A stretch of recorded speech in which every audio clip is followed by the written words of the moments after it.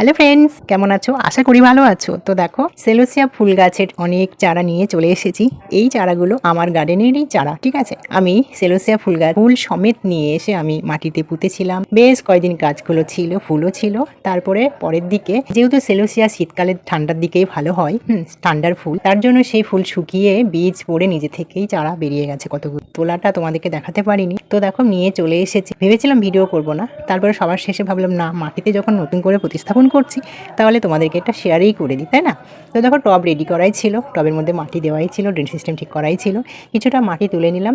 তারপরে দেখো, খুব সুন্দর সুন্দর সেলোসিয়া চারাগুলো আমি এই মাটিতে বসিয়ে দিচ্ছি। দেখো, খুব সুন্দর লাগে, পুরো গুচ্ছভাবে। বীজটা হয়তো গুচ্ছভাবে পড়ে গেছে বা কোনো ডাল ভেঙে পড়েছিল, সেখান থেকেই চারা তো একসাথে যেহেতু অনেকগুলো বীজ ছিল হয়তো ফুলের মধ্যে, তো একসাথে অনেকগুলো গাছ বেরিয়েছে। দেখো, খুব সুন্দর লাগছে। তো আমি একটা একটা করে বাদার দিইনি, একসাথেই সব বসিয়ে দিয়েছি।